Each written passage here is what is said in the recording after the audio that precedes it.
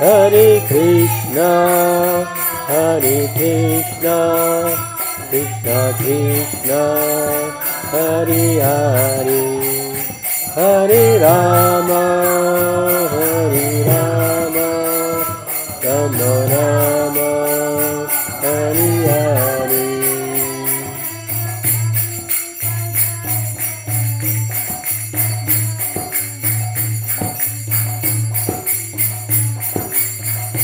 Jaya Prabhupada, Jaya Prabhupada, Jaya Prabhupada, Srila Prabhupada.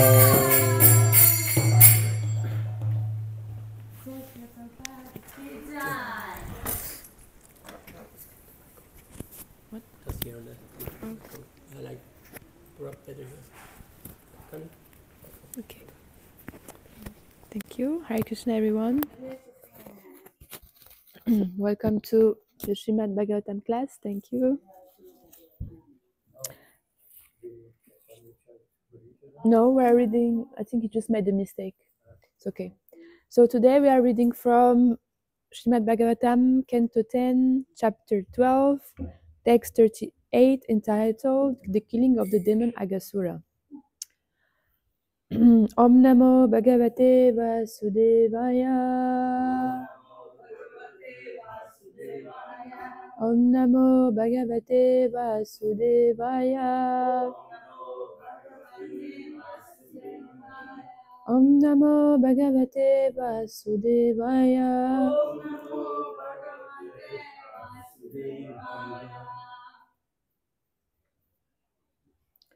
Naitad Vishitra Manujar Bhamaina.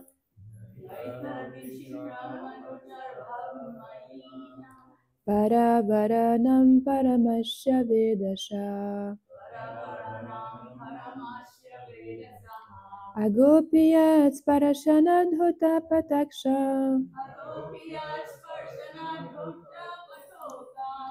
prapatmasamyam dvashatam sudulabham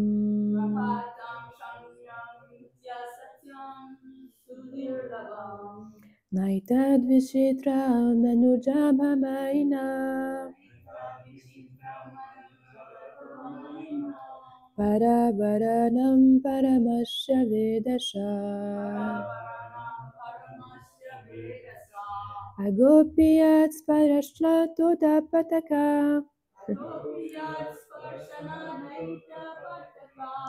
prapatmasamyam dvashatam sudulabham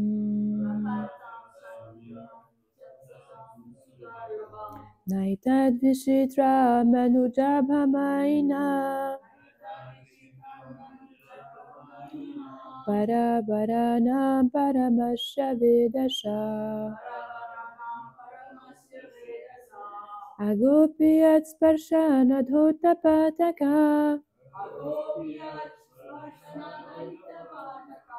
prapatmasamyam dvashatam sudulabha. Prabhu, please.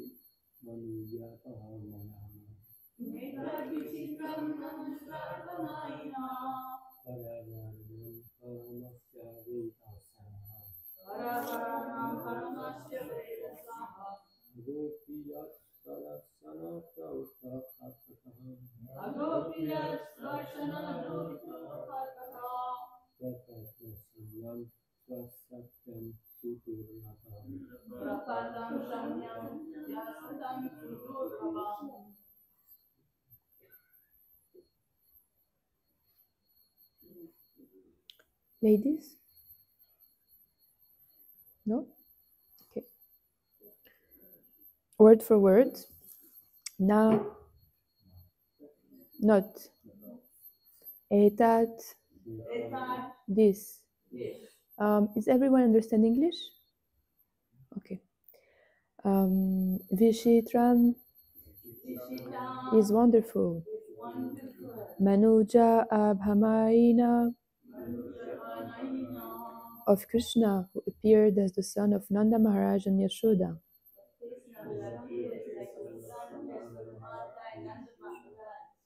Being compassionate upon them. Para avaranam of all cause and effects. Paramasya Vedasha of the Supreme Creator. Aga Api Agasura also. Yatspashana simply by the slight association of whom. Dhotapataka became freed from all contamination of material existence.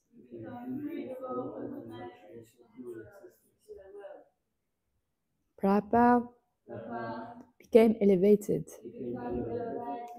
Atmasamyam to a body exactly resembling that of Narayan. 2, but ashatam shudulabham, which is not at all possible to be obtained by contaminated cells. But everything can be possible by the mercy of the Supreme Lord.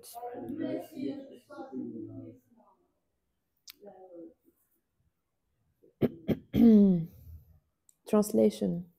Krishna is the causes of all causes.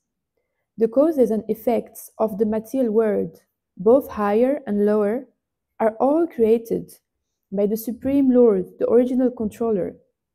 When Krishna appeared as the son of Nanda Maharaj and Yashoda, he did so by his causeless mercy. Consequently, for him to exhibit his unlimited opulence was not at all wonderful.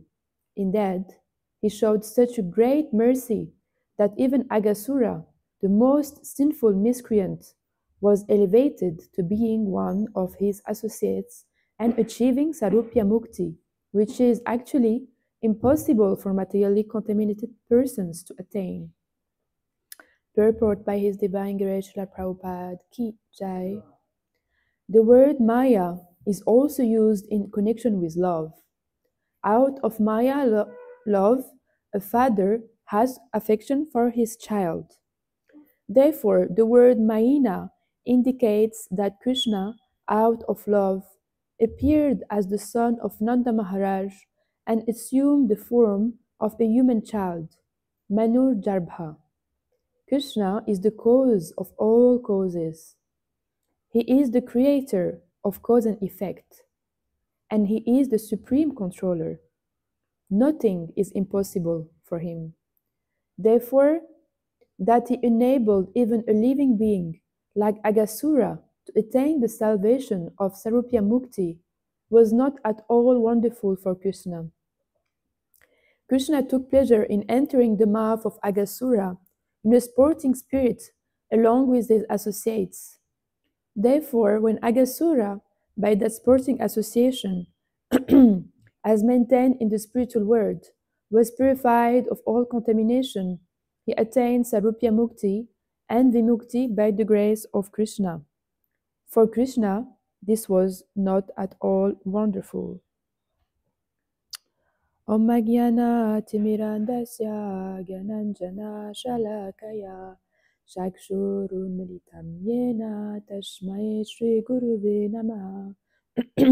Shri Chaitanya Manobishtam Shapitam Yena Bhutale Swayam Rupa Kadamayam Dadati Swapadantikam Vandeham Shri Guru Shri Yuta Padakamalam Shri Guru Vaishnavam Cha Shri Rupam Sagrajatam Sahagana Ragunatam Vitam Tam Sajivam Sadvetam Sabadhutam Parijana Sahitam Krishna Chaitanya Devam Shri Radha Krishna Padam Sahagana Lalita Shri Vishakam Vitam Cha He Krishna Karuna Sindhu Dina Bandhu Jagatpati Gopisha Gopika Kanta Radha Kanta Namostute Tapta Kanchana Gorangi Radhe Vrindavaneshwari Vishabhanu Sute Devi Pranamami Hare Priye Panchakalpa Tarubhyasya Kripa Sindhubhya Eva Cha Patitanam Pavanebhyo Vaishnavebhyo Namo Namaha. Jai Shri Krishna Chaitanya Prabhu Nityananda Shri Advaita Gadadhara Shivashadi Gaura Bhakta Vrinda. Hare Krishna Krishna Krishna Hare Hare Hare Rama Rama Rama Hare Hare. Srila Prabhupada Ki Jai. Hare Krishna, dear devotees, thank you for coming today for the Srimad Bhagavatam class. Please pray for me. I can say something which is enlightening for all of us, purifying for me and in the line of Srila Prabhupada.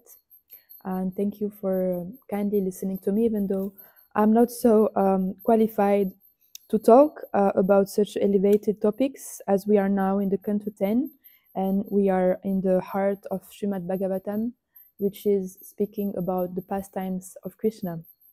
So I will just speak about some of my realization and some of the lectures I've been hearing recently about this topic. Actually, in this verse, which came out for me, it's that the word mercy is actually repeated 4 times.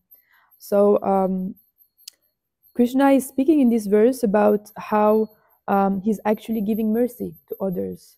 So he first said that he gave mercy to Nanda Maharaj and Yashoda, that he appeared as their son, and that was actually out of his mercy.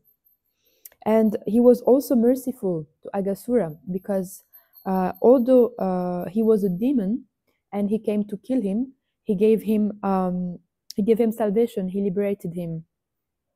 So I wanted to speak today a little bit about this mercy, how actually we get mercy from Krishna, and how can we achieve this mercy. Because actually everything in the first line of this translation is written, Krishna is the causes of all causes, which means that actually Krishna is the cause of everything we receive every day, at every moment. This body, the devotees we are able to associate with, our friends, devotees, the temple, prasadam, every actually little thing is coming from Krishna, and we should actually cultivate this gratitude and this spirit of remembering that every moment, everything is given us by God, by Krishna. And when we do that, we live actually in a positive spirit, which means that we don't focus on things that are lacking into our life, but rather to the things that we are receiving. Sometimes when we stay for a long time in one place, we can tend to see the things that are missing, or rather focusing on what is not than what it is. And so this spirit of gratitude is very important, and this mercy is also important to receive by Krishna. So I wanted to speak about a little bit about the example of Narada Muni, because in the actually Narada Muni, he went for a big travel, a big trip, to find out who got the most mercy. And actually, this travel is written in the Brihad Bhagavamrita, which describes the essence of Srimad Bhagavatam. And so I'm gonna speak a little bit about this travel he had, and how he went to discover about who has got the most mercy. So Narada Muni, actually Nara means Narayan, and that means to give. So actually Narada Muni is the biggest preacher because he's traveling to give to others. He's very compassionate, and he's very eager to learn. So that's why he go for this biggest travel, even though he's already advanced. He doesn't need actually to do this travel, but he wanted to also show example to devotees that we never think that we arrived at the destination, that we are always eager to learn. We always look for mercy. So even though he's a very advanced Vaishnava, he went for this travel. And so the first place he went is Prayag. I don't know if some of you know this place. So Prayag is a place where it's actually a very auspicious place. And there, in this place in India, there is Kumbh Mela happening every 12 years. And Kumbh Mela, it's actually a festival which happened it's described in the Srimad Bhagavatam in the 5th canto, that it corresponds to the churning of milk of the demigods and the demons. They were churning milk, and they were actually fighting for 12 years to get a pot of nectar. And this nectar is Amrita, yes, is for eternal life. And what happened is that during their fight, because they were fighting for the post constantly, some drops of this nectar fall in this place, Prayag. And so now, every 12 years until now, people gather in this place, all kind of spiritual people. So Narada Muni, he was thinking, okay, and also in this place there is the three sacred rivers who are coming together. So Yamuna, the Gange, and the last one, I can't remember where is. Does anyone remember the last one? Yeah, Sarasvati. Thank you.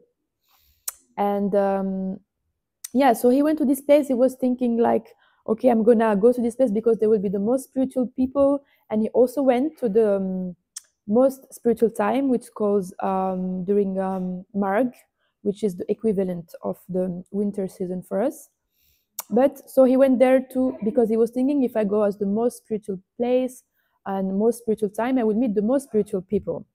And when you go there, there's actually a lot of yogis and all kind of people, mystic people, doing all kind of, they want to manifest things with their hands or see invisible things.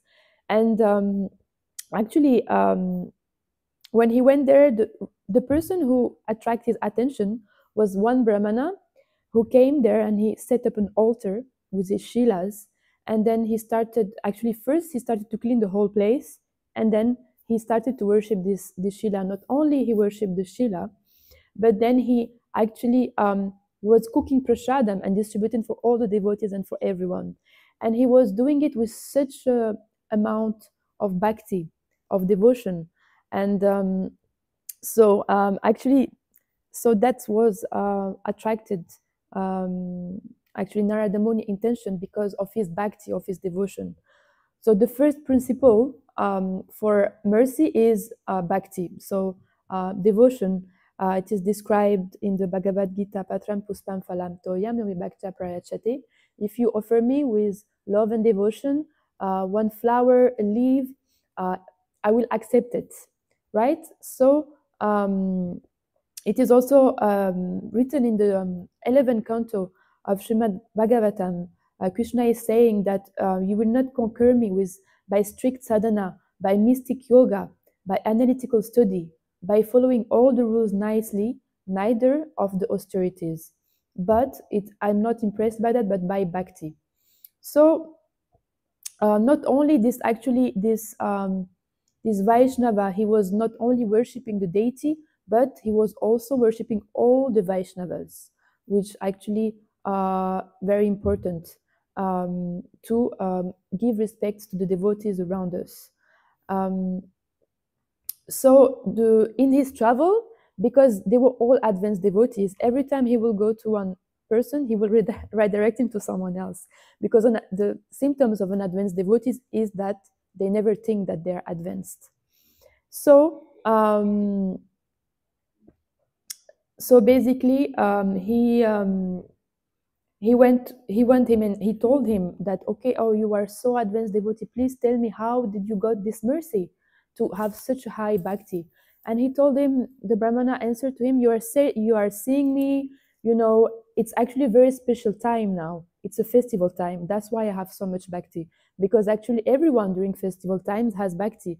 But you need to go to someone, and when you will go to that person, it's actually every day is a festival for him. Because every day he's giving everything to Krishna. And you should go to this king who lives in South India. And okay, so he went to see this king in south of India. And there was a festival actually, but there was no special day. He was just making a festival, this king. And what he actually noticed is that this king, he's doing a festival every day. He's engaging everyone for the worship of the deities. And this is the second principle, is that to be committed, which means that to do it every single day. So it's not only in festival days that we come super enthusiasm, but is to keep this enthusiasm in our everyday life. And it is described about the 6 Goswamis that their vows are like lines in stones, which means that they are so staunch in their in their devotion, that every day they are doing the same thing and they're committed. So they're committed, and also this king, he was doing devotional service. It was not interrupted, and it was unmotivated as well. In the Srimad Bhagavatam, in the first canto, it is described: the supreme occupation for all humanity is that by which man can attain loving devotional service to the transcendent Lord. Such devotional service must be unmotivated and uninterrupted to completely satisfy the self. So whatever we do, whatever we choose to do, it can be cleaning the temple, it can be gardening, it can be from small service or big service. It doesn't matter what it is actually, but it's about being committed.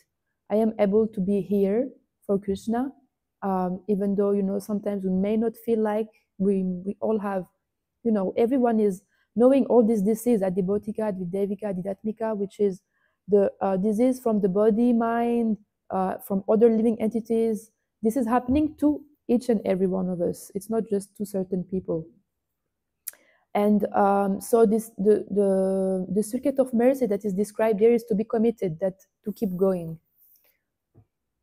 So the king, what he told him is that, I have a kingdom, but I know actually, because me, I just have a kingdom, but actually I know someone who is engaging the whole universe. And so, does anyone know who is this person? The whole universe. So it was Indra. So he went to Indra, and so he went to Indra, and he was very shocked because Indra he has so much opulences, right?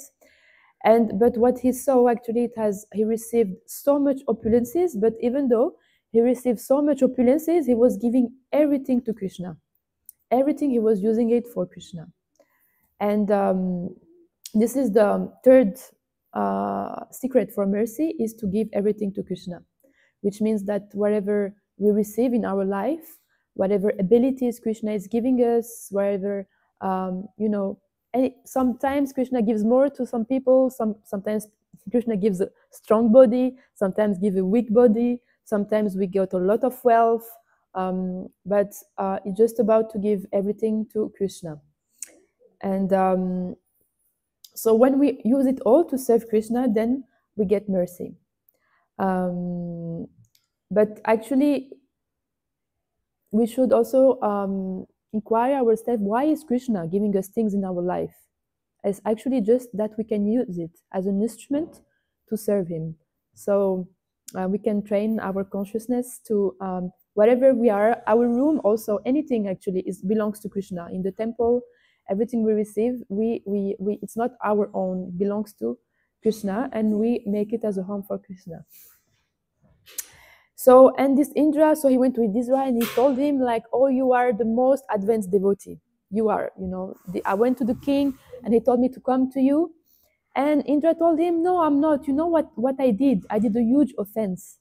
I'm not the most advanced devotee, because one day my spiritual master came and I didn't offer obeisance to him. So I offended a devotee, and he was a pure devotee. So I'm not a pure devotee. I'm not the most advanced. I know someone who is more advanced than me. And actually, I have this domain, but this person has the entire creation. So this next person is Brahma. Yeah. So, so Brahma, why he got the mercy? Because he took incredible responsibilities. He took the responsibility to the most difficult task, actually. It's to create the universe and to manage the whole universe. And anyone who did management in life, and we can see, the managers of our temple, how much anxiety they have all the time. Because when you take responsibility, means anxiety. There is nothing, it's very difficult. For when you have a responsibility, you know that people will let you down, or nothing, but that people will come and they will find faults, or nothing will be, there's always something. So you always need to, it's very difficult to have responsibility, and more responsibility is big, more you have responsibility, more you have anxieties.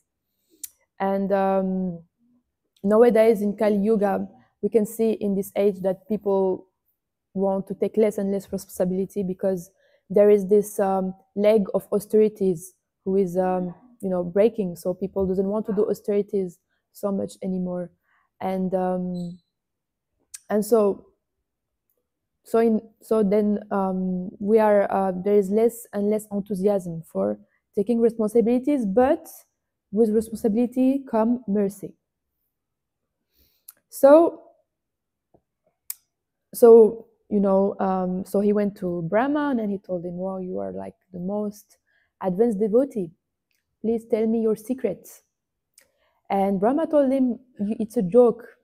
I'm not the most advanced devotee because I did the worst thing to Krishna.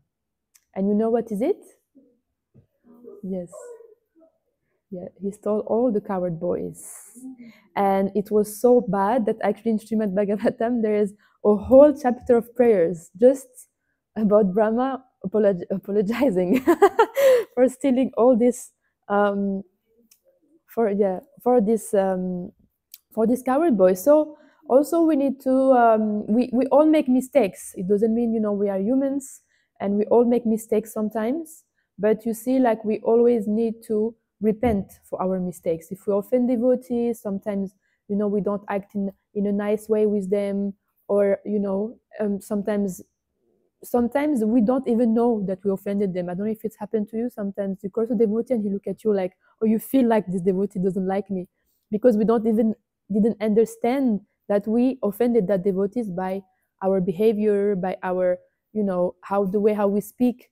Actually, I noticed something here is that everyone is coming from different culture, and Russian culture, Brazilian culture is so different, for example. So the people, how they will speak to each other, it's very different. For example, in Ukrainian Russian culture is very straight to the point. It's not, there is no like so much decoration around, like, please, like, such mildness.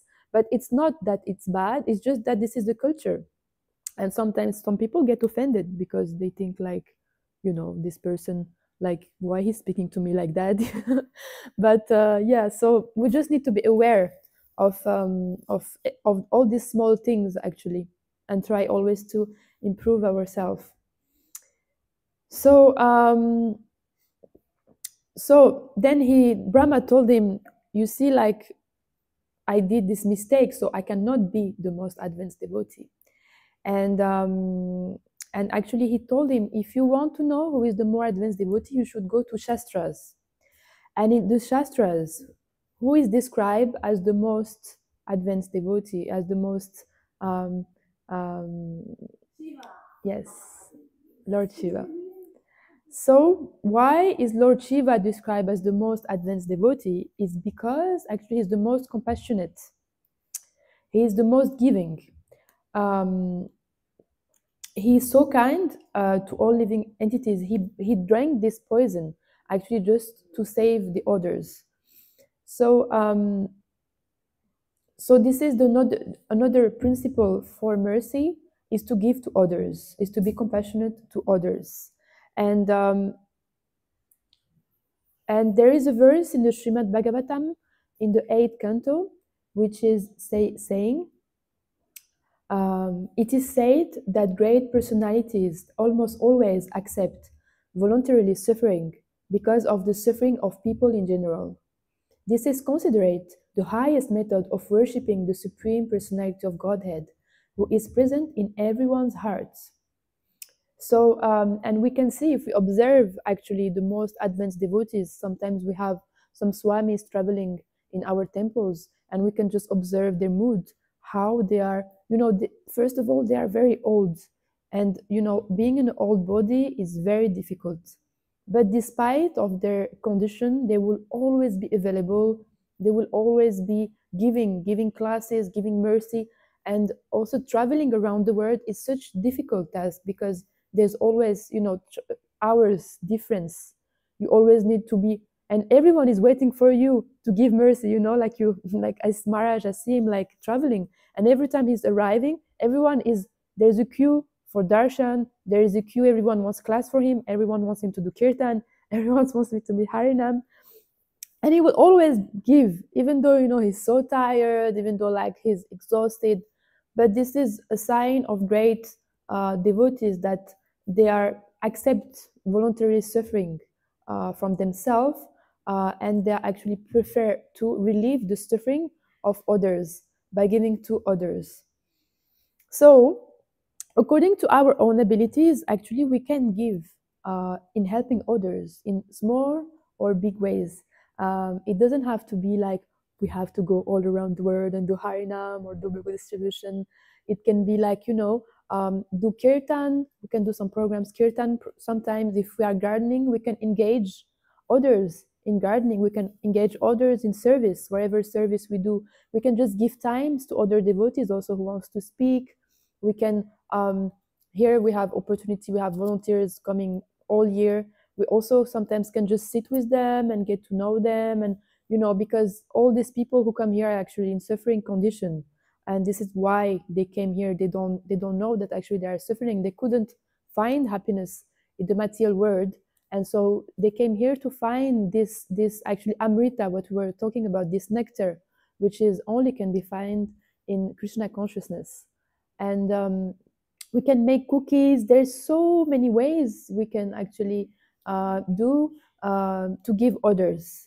And whatever position Krishna put us, we were grihasta, brahmachari, vanaprastha, whatever body we received, we can find some ways to do something to assist the movement of Srila Prabhupada.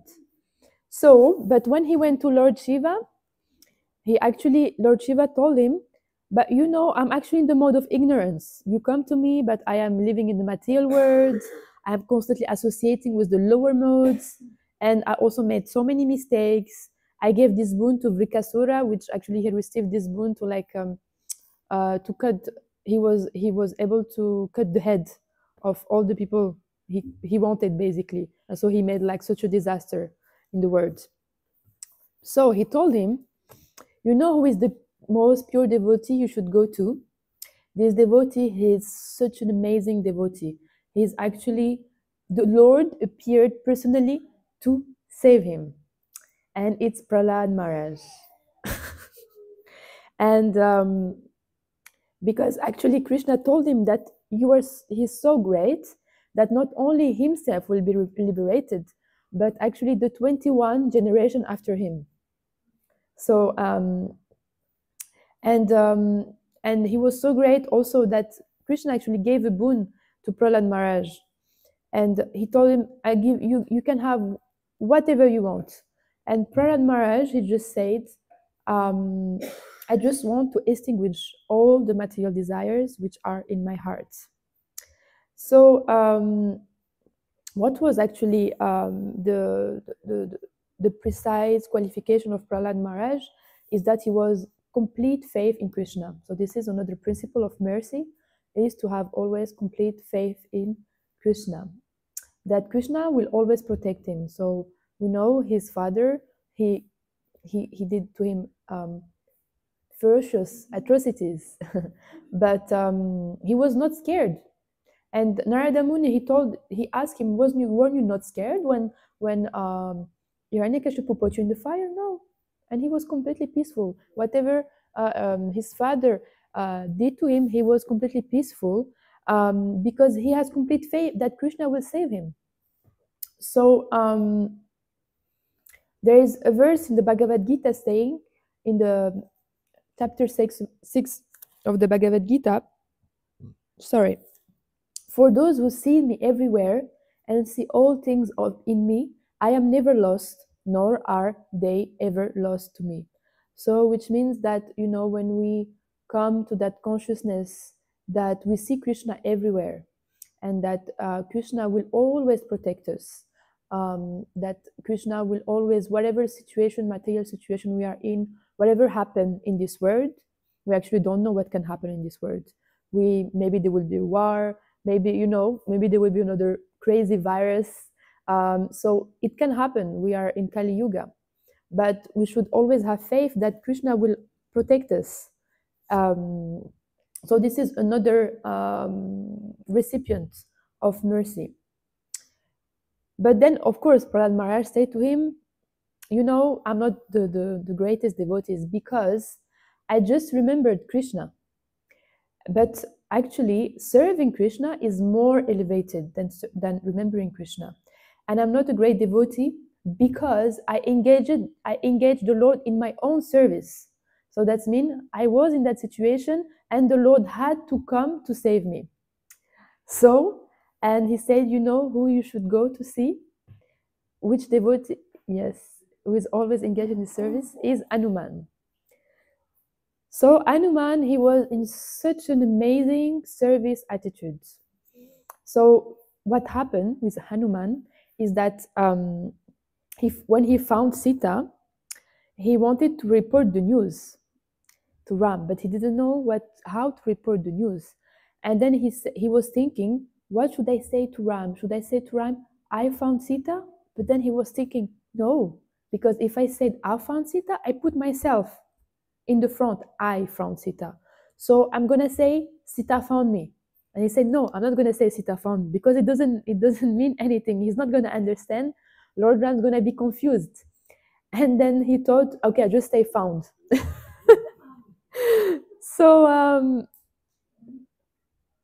So there is a verse in the Bhagavad Gita saying, Prakrite kriyamanani gune karmani sarvashaha ahankara prashaktatma kartaham iti manyate. And the verse is means that the spirit soul should not think himself as the doer, and that actually no, actually I'm not remembering this verse exactly. What is it? Does anyone remember? Prakrite kyamanani gune karmani sarvasaha ahankara prashaktatvam 3:27. Kartahamiti manyate.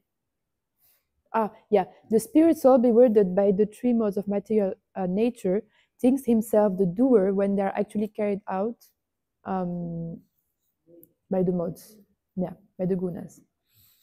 So basically, which means that we should not think ourselves the doer, which is another recipient of devotional service. So to always think that it's not me who are doing it, it's Krishna giving me this mercy, giving me this ability to do it. And so, but of course, Hanuman said, no, I'm not the greatest devotee. You know what I did? He told him, you know, when I was building this bridge to save Sita, there was a small squirrel actually who was helping there. and I saw this squirrel, and I told him, get away from my I'm doing the real work, you know, like, what are you doing, you small little squirrel? And so I actually offended this squirrel, and Lord Ram was not happy about that because I didn't acknowledge his service. And so this is another thing, is that we should acknowledge the service of all devotees, whether it's small or big. And sometimes it can be found, this tendency to look of others, what they are doing and what I'm doing. And, oh, this one is doing less than me. I'm doing more. I'm such a good devotee. Me, I'm doing so much service here. But this devotee is doing such a little service. Why is doing such a little service? Oh, but this is actually envy. In a subtle way, it's envy, is to put oneself bigger, so that put ourselves like, I am the most amazing because I'm doing this service. But we should actually acknowledge the service of everyone, in whatever way they give, because they're still devotees, and Krishna appreciates the service of everyone.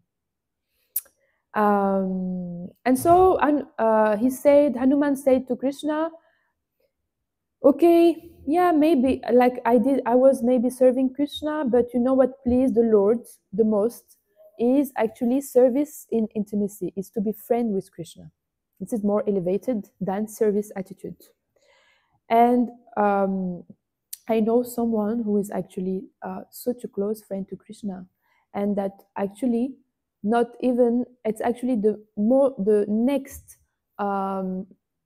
recipient of mercy, which is actually Krishna trusts him. So we always pray, we want to trust Krishna first, right? That okay, I want to trust Krishna, that he will always protect me. But another level is that Krishna trusts the devotees. So this devotee is Uddhava. So when Krishna needed advices, he was always going to Uddhava, and he actually also gave him final instruction before he leaves the world to go to Bharatakarika ashram to instruct the sages, which was one of the before he leaves the world. So he trusted him, and he also gave him this message to give to the gopis to Vrindavan. And so we can also see, like, we can also observe this relationship with the spiritual master. Is the spiritual master trusting me or not? So this is also a higher relationship that we can develop with if we don't have a spiritual master, it can be a mentor, someone who we trust. And so we can ask ourselves, what am I doing to become trustworthy? Actually, how do I do that Krishna trusts me, that Prabhupada trusts me, right? So because we need to be committed also, we need to have all these things that I was speaking about before. And so this takes us to the last recipient, which is of course the most elevated one. And Uddhava actually told to Narada Muni, no, I'm not the most elevated. I thought actually I was the most elevated. But then Krishna asked me to go to Vrindavan to give this message to the gopis. And when I saw the gopis, I was so overwhelmed with their devotion, because they're actually completely fearless. They are completely available for Krishna. And they are, in this message, actually, it was written, just remember me whatever you do. So he was giving this relief to the gopis. But the gopis, what did they say to Uddhava? They said to him, are you mad? Our problem is not that we can't remember Krishna. Our problem is that we can't take Krishna out of our minds. We live like ghosts. We are like died when Krishna is not here. So then Uddhava made a prayer, and we can find these prayers in the Srimad Bhagavatam. And this prayer is, oh, let me be fortunate enough to be one of the bushes, creepers or herbs in Vrindavan, because the gopis tremble them and bless them with the dust of their lotus feet. So he prayed to become a dust of the lotus feet of the gopis. So actually the gopis, they wrote a prayer for Krishna, which is called the Gopi Gita. And it was such intense prayers. But even then, so they wrote this prayer so that Krishna appeared to them. But even then, they didn't appear to him. When did they appear? Is when afterwards they went to the Yamuna and they started to cry. So this is the last and more important recipient of Krishna. Krishna appears when we cry. So is the crying for Krishna. This is the most important one, is that everything that we do in our life, all our services, everything what we do for Krishna, it's just that we can come to that level one day to be able to chant his name and to cry out of love for him. And this is also the last verse, it is also described in the last verses in the Sri Shashtakam of Chaitanya Mahaprabhu, that he's praying that it's describing these symptoms of crying for Krishna. And yeah, so I'm gonna finish here. It was the last one, and I just want to open it in case there is any remarks or any questions, any observation, any.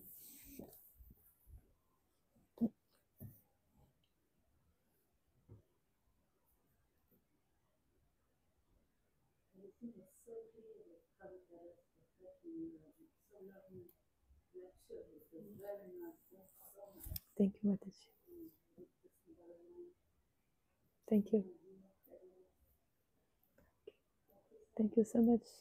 Hare Krishna, thank you for your kind attention, and I wish you a beautiful day.